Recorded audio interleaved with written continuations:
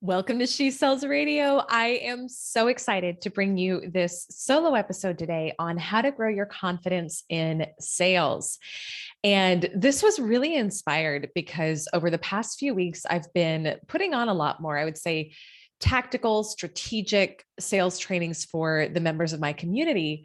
But it was really interesting because we were doing one last week about closing and going through tactics and going through, and I don't even like the word tactics. I like just saying more strategy. But what one of the women said, which is so true, she was like, it really just keeps coming back to confidence. And I was like, yeah, at the root of it, it really does. And this is why I say this all the time to my community. And it's part of why I've created the She Sells process the way that I have, where we start with the inner work, because you can take the best sales script in the world, the best sales process in the world. But if you take that and you layer that on top of a foundation of insecurity and crippling self-doubt and limiting beliefs around worthiness, it won't matter. It's not going to move the needle for you in the way that it really could. So I wanted to take a moment today to just pop on and share with you. I've got 7 things that in my own life have really helped me make a huge difference in confidence, because I used to struggle a lot in this area. And you can apply these today to grow your sales, to grow your service, to grow your impact. And I want you, this is a really good one to take notes on and come back to again and again as well, because there's going to be probably some homework for you out of this, but all good things and all things that are going to help a lot.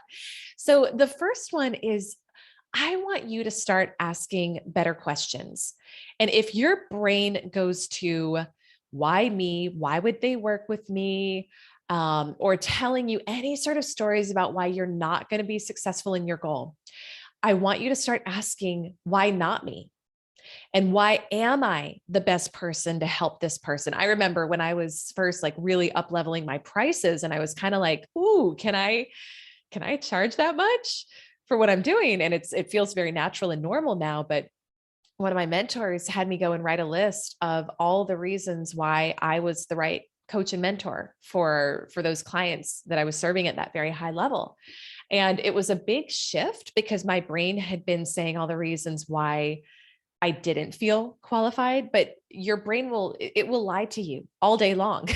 It really will. It will give you thoughts. It will deliver to you thoughts that are designed to keep you really kind of where you are right now, because that's how it views safety.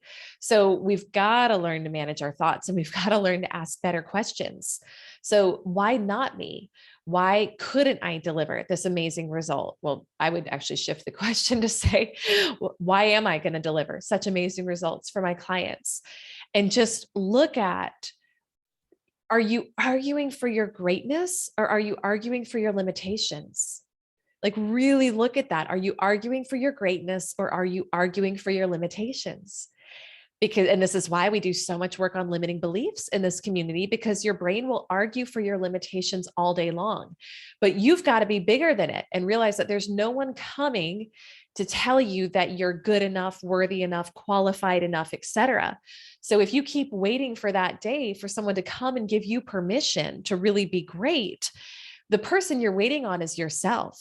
And my experience of that has been, it's just a decision. It is truly just a decision that I am now going to become so conscious of my thoughts and so conscious of the chatter in my head, and notice when my brain starts arguing for my limitations, and I'm going to shift it. I'm going to shift it in this moment to arguing for my greatness. Of course, I'm qualified. Of course, I'm the best person to do this. Of course, I'm worthy of making $1 million, right? Of course, I've got a great closing rate. Of course, every customer wants to work with me. And just notice when you say that, how much better you feel in your body and how much more empowered you feel in your body. And when your body feels that way, it's its way of telling you, oh, you're actually finally speaking truth over me. Finally, we're kind of moving out from this really yucky, shaky foundation of self-doubt and moving into an energy that will create your goals. So that's the first one, is ask better questions, my friend. The second thing that you can do to grow your confidence in sales is celebrate the small wins. Celebrate the small wins. I was working with a client in one of my higher level group programs on Friday, a few days ago. And we were doing I've got a private client intensive included with that program. And we were talking about how for most of her life, she's been very focused on the destination. So just check in with yourself and notice, do you do this? And her thinking had been, I will relax when I'm here. I'll feel better when I'm here. And she realized the destination kept getting pushed out because that's how it works, right? You achieve the goal, you have a moment of celebration, and then you're on to the next thing. And there's nothing wrong with that. That's how you're wired. You're wired for continual expansion and improvement. But we have to remember that if we make it about the destination's never really there, right? It really sounds like a postcard, but it's true. You really have to make it about the journey and about celebrating the small wins along the way. And so confidence at the end of the day it stems from a number of things, but one of them is keeping your promises to yourself. So I would look at every single day. I don't know about you, but for me, it's easy to get to the end of the day and think about all the things that didn't happen that I had intended to do, that I had put on some ridiculously unreasonable to-do list. I don't really use to-do lists. I use my calendar, but it's the same thing. It's like all the things. I can't think of a day where everything happened in my calendar that I had put on it. Like I really can't. And it's if we make it about that, if we make it about, I will only feel confident or successful when everything that was on my list got accomplished. Number one, you're chasing something that's really not attainable. And your brain will tend to go to all the things you didn't do or all the things that didn't happen.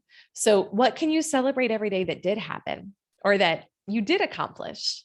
Whether it's making the bed, whether it's you did your outreach, you did your sales outreach that day. Maybe nothing came in from it yet, but guess what, my friend, you're planting seeds for tomorrow, for next week. Like you're literally creating your future today. So did you plant seeds for a powerful future today? And celebrate that.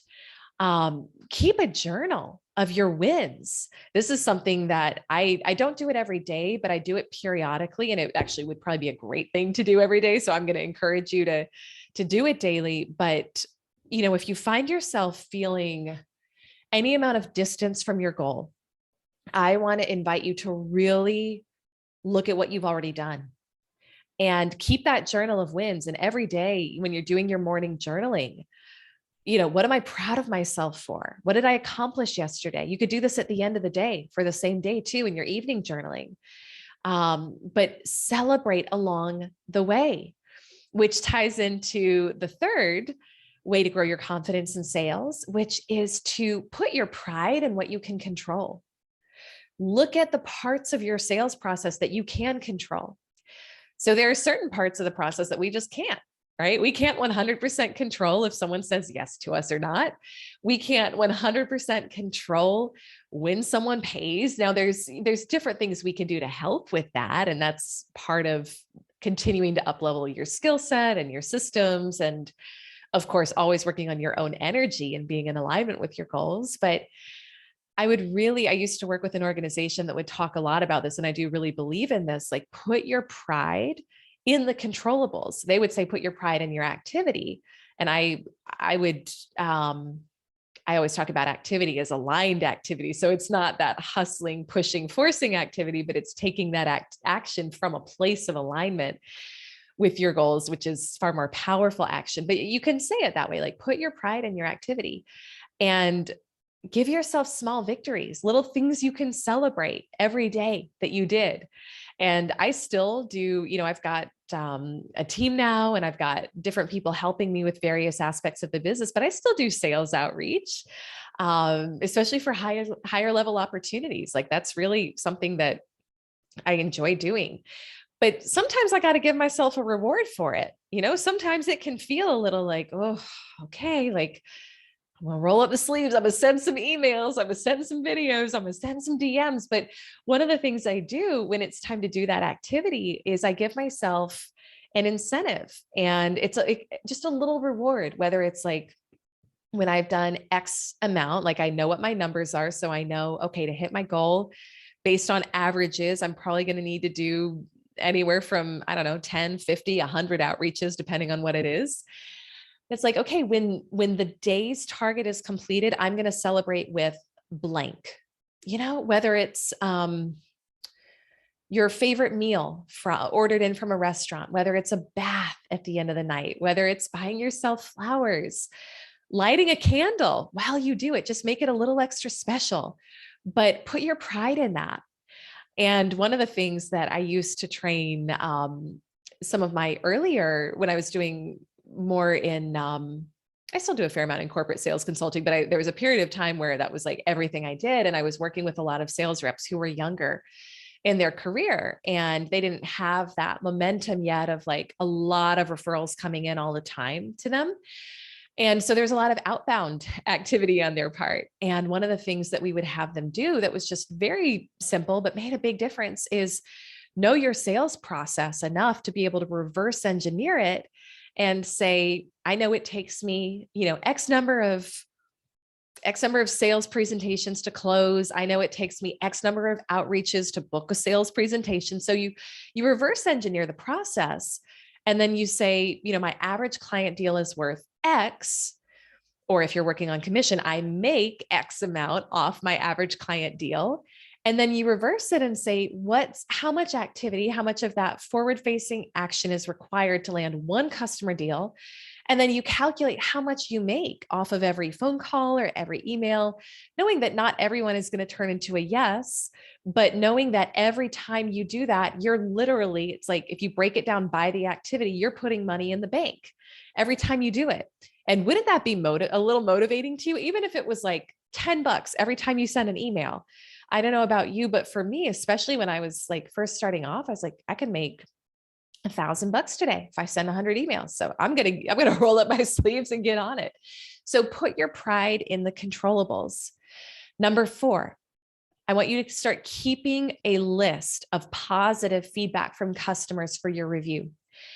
And whether it's commentary on social media from people who you've impacted, whether it's texts you receive from your customers telling you how much of an impact you've made in their lives.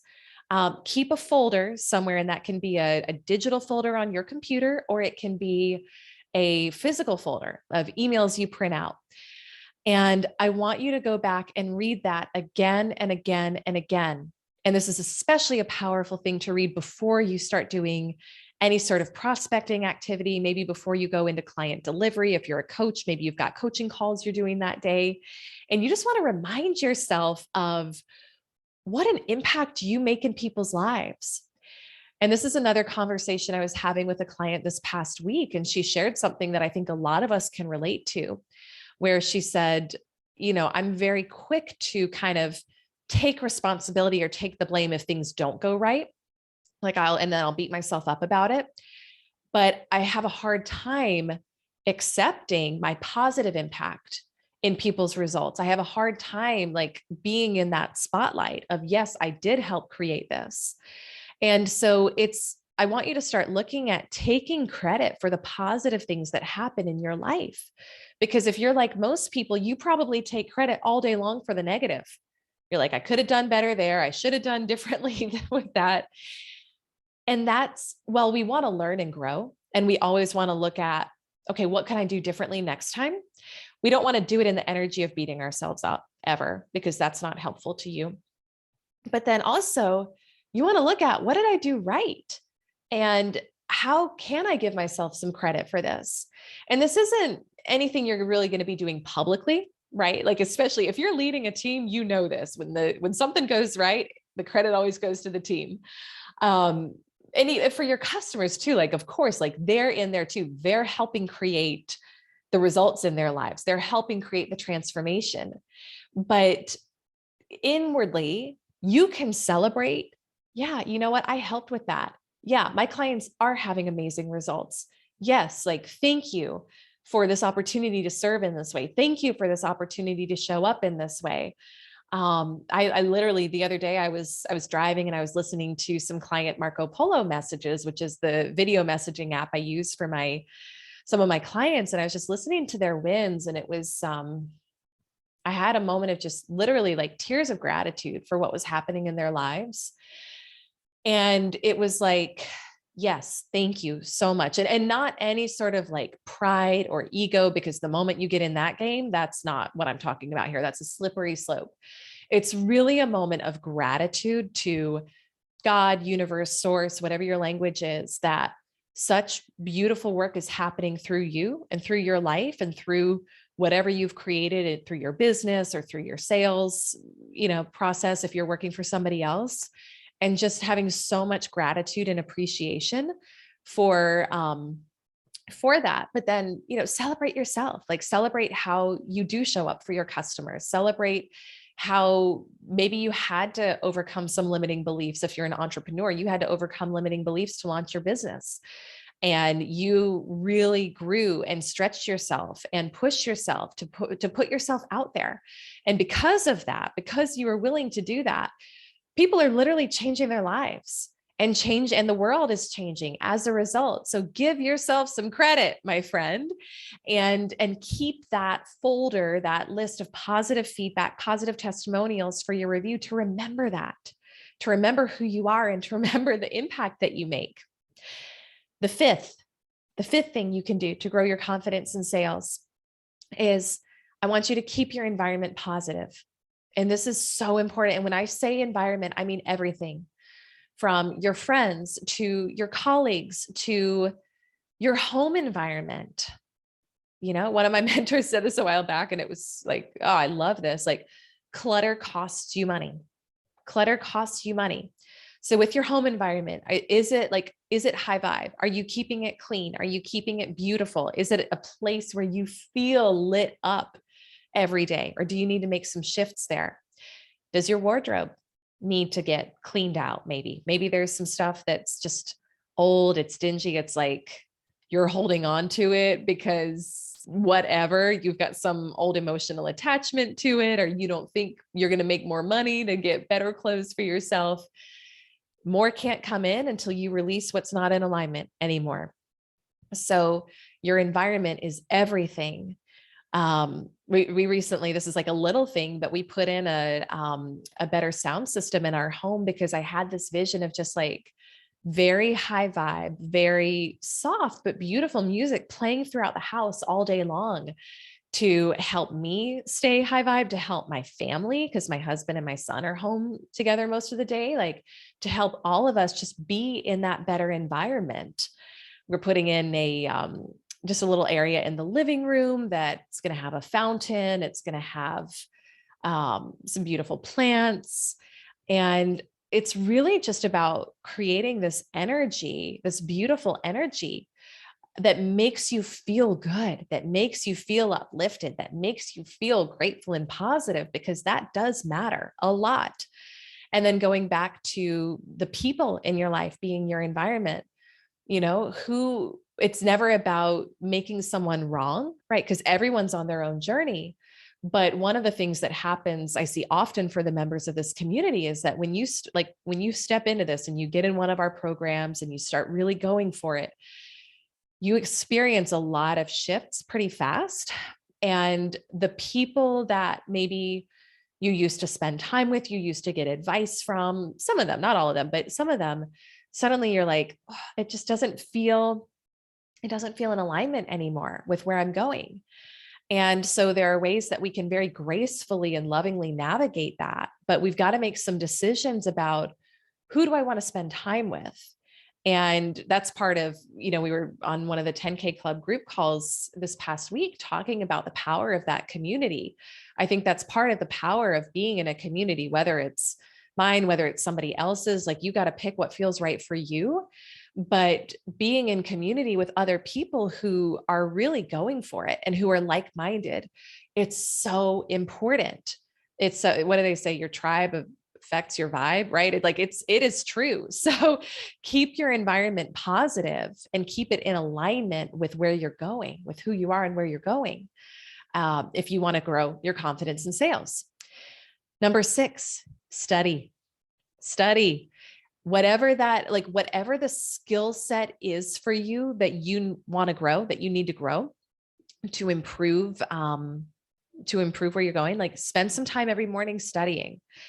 And for me, I spend time, for me, it's usually mindset. Like I spend time every single day in the morning studying something mindset related. And for me, it's either, something related to, it's maybe one of Joe Dispenza's programs, or it's, a Bob Proctor training or something on spiritual laws. Like I spend time every morning getting plugged in to source, to my higher power. But just re-anchoring into those truths, those powerful truths.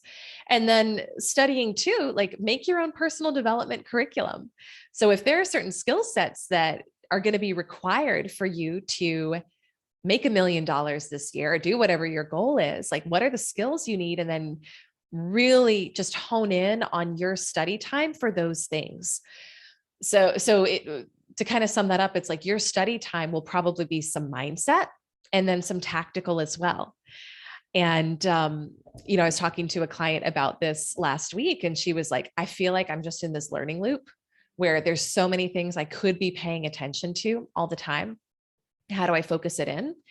And my advice for her was a little bit different because she's in a slightly different place than most of my clients. I actually encourage her just to stop for about 3 weeks and study herself, which is, by the way, if you've been stuck in the personal development loop for a long time, a very powerful exercise to do. But for a lot of people, what I would say is make your own personal development curriculum and say, I know there's like, you could spend your whole life just going down a Google rabbit hole of how to do this and how to do that and yada, yada. Get very specific and very focused on what is this season about? What is this season of my life about? And if you're working with a mentor, I really encourage you, go all in on their stuff. Like, this is how I work. When I work with mentors, it's like, I'm going to study you. I'm going to study your stuff. I know there's a million ways that you can achieve a goal out there, but I hired this person because I want to learn from them. So I'm going to just cut out everything else. I'm going to do a detox and I'm going to learn from them. Maybe I need to learn in this season. I've got a number of clients who are launching consulting businesses right now. And there's a certain book in the consulting world that I'm having them study because it literally is the nuts and bolts of how to launch that consulting business. So it's like, we can study everything else down the road. We can study, how to launch your podcast. We can study how to launch a YouTube channel, all those things down the road. But right now we need to get the nuts and bolts of your consulting business in place. So read this one book.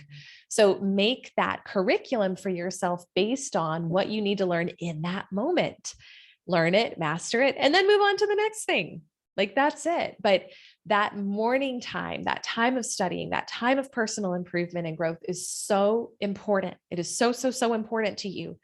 Because all the rest of the day, it's like things are kind of coming at us. We can feel knocked about in the wind, right? If we're not super intentional, but that morning time will help you get anchored. It will help you if you're connecting with source and your higher power during that time. It will help you tap into a bigger power source throughout the day too. Remember how things really work. And it's just so important. And then the 7th thing is to compare down. Compare down. That will help you with your confidence in sales. And here's what I mean by that. We generally / pretty much always will naturally compare ourselves to where we want to be.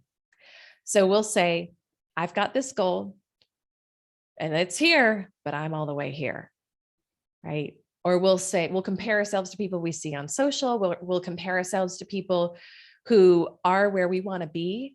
And you'll always feel less than if you do that, and it'll knock your confidence. So the switch on this is compare down.